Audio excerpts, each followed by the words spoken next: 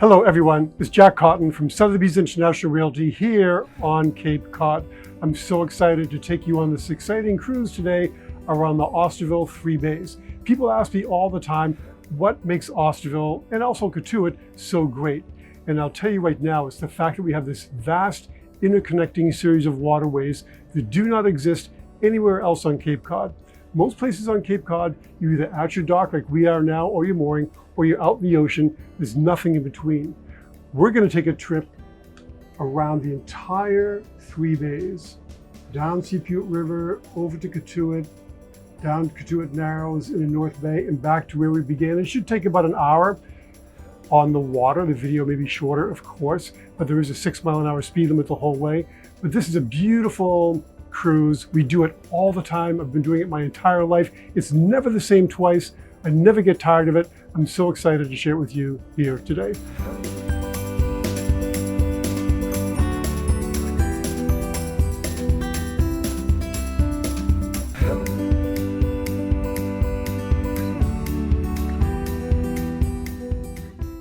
So this is a very protected harbor. We have Crosby's Yacht Yard. We have Oyster Harbor's Marine and a small Nauticus Marina.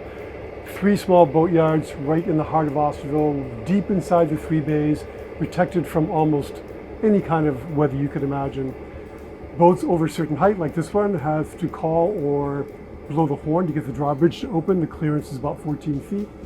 And we're waiting for him to open for us now because he was just open and we missed it. Osterville Bridge, this is Vessel Relax, over. Hey Cap, we're gonna release some traffic and we'll go up for you in a little bit. Standing by.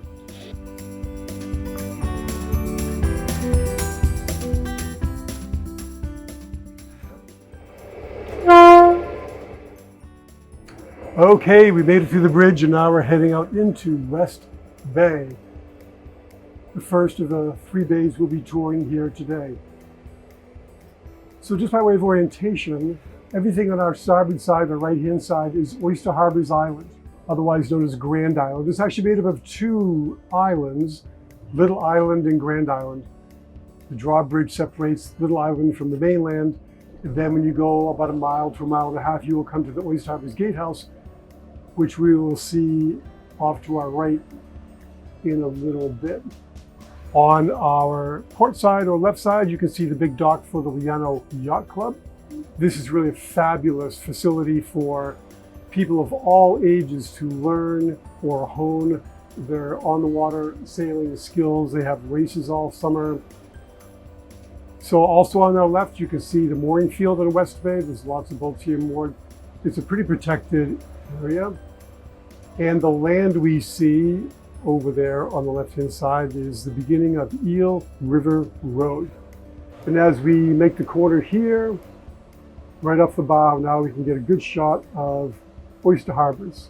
Immediately to our right or starboard side is Little Island, leading up to Oyster Harbors. Now, let's see, on our port side or left-hand side, we have a couple of roads that go off of Seaview Avenue, Bayberry Way and Garrison Lane.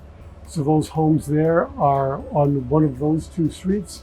And then as we get further down, these homes we see on the left will have long driveways off of Seaview Avenue. Like I said before, it being late in the season, there's not a lot of boat traffic out here today, which does make things easier. Looking right off of our bow now, in front of that sailboat that's up ahead of us, you can see the opening, otherwise known as a cut. That is the entrance from West Bay to Nantucket Sound.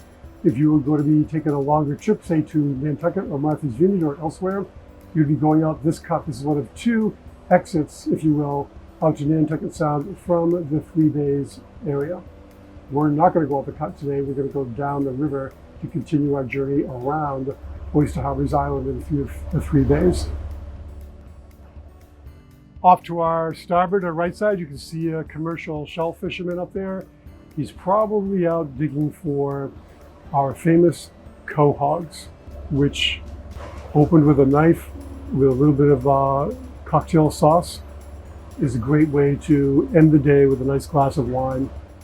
When we get over to Cotuit Bay, you'll see there's a lot of oyster beds over there. Those are commercial oyster beds. This guy is just farming cohogs in the wild.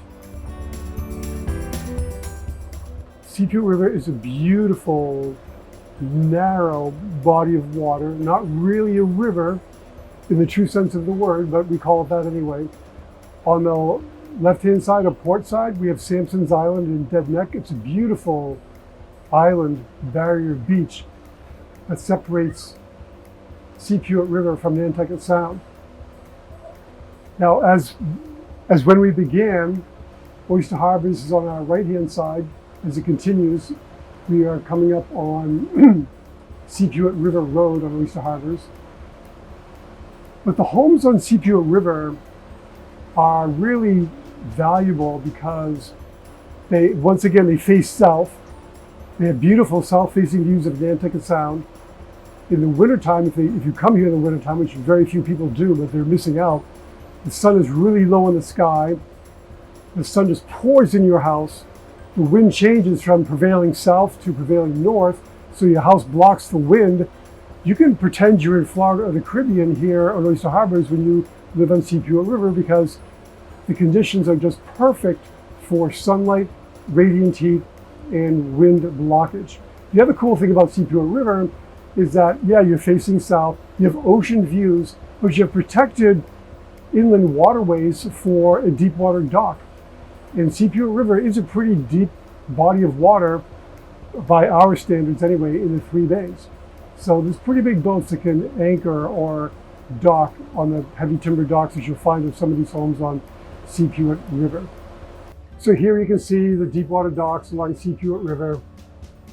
Very protected, quick access with no need for the bridge to get to Nantucket Sound. That's pretty desirable.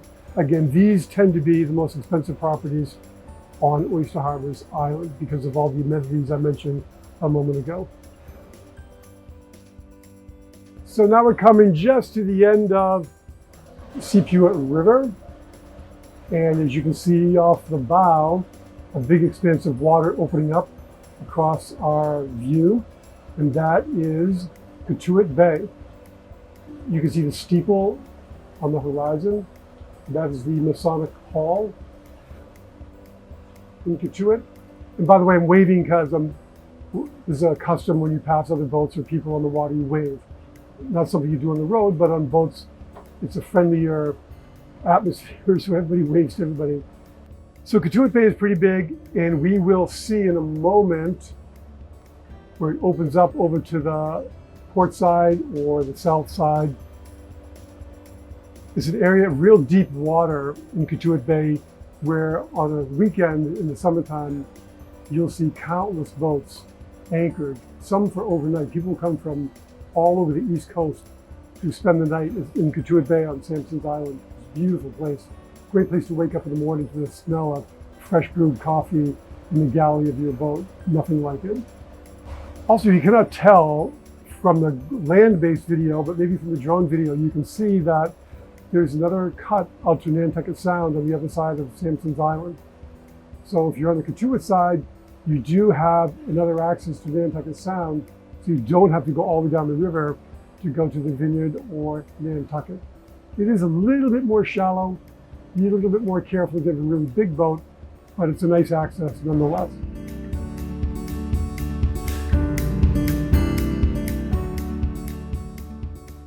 Okay, so we just made a turn to the north, and now Cotuit is on our port side, left-hand side. You saw the village of the mooring field. It's just such a beautiful, almost like a painting you're looking at when you go by here from the water. And as always on this trip, Oyster Harbors is on our starboard or right-hand side. You can see how beautiful the homes are here.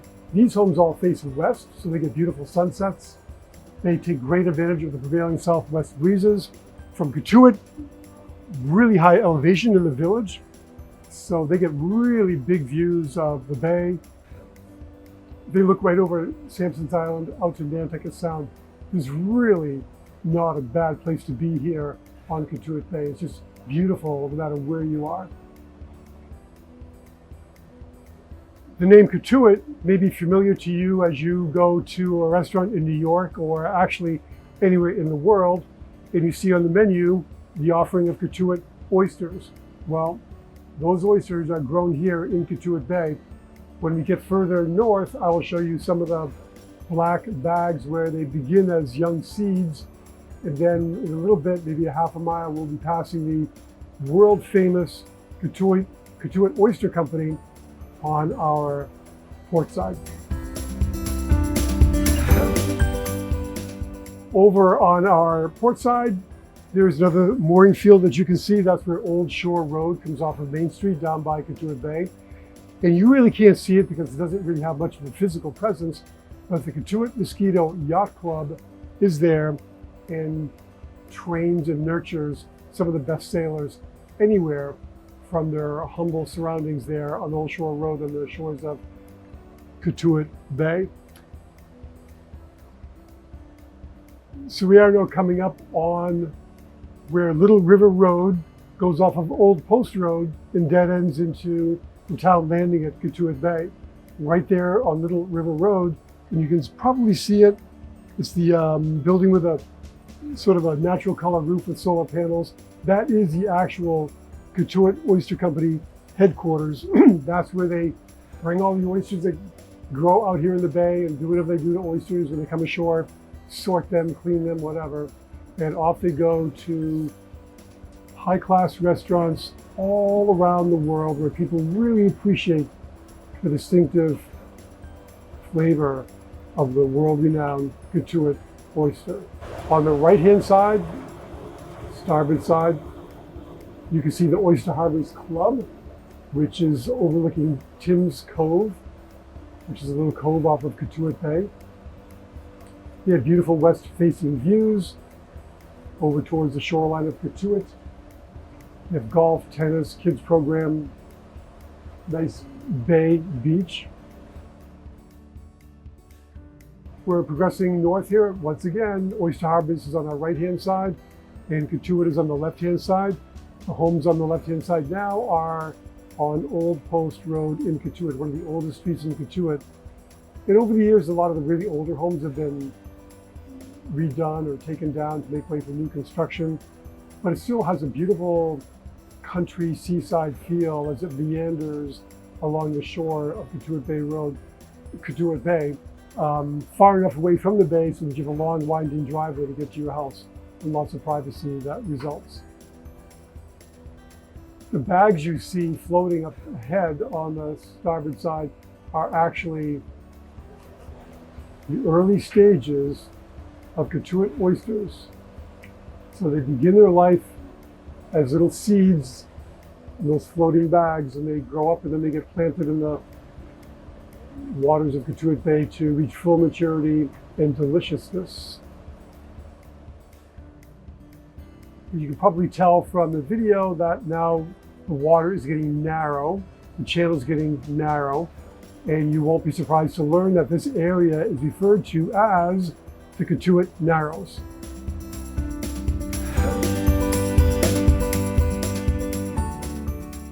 So the little white sailboat we are passing now is known as a catboat, and there's a lot of varieties of catboats, just as there are a lot of varieties of cats.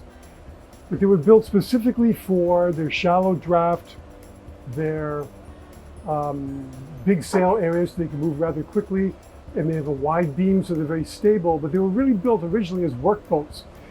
And somebody noticed that when they come about, they could come about really quickly, and somebody said, "Quick as a cat," and the name stuck to catboat. So that's an actually old wooden catboat that may have been built here in Osterville. So Osterville built quite a few catboats. There's a whole smaller class of catboats called beetle cats, which are still raced even to this day.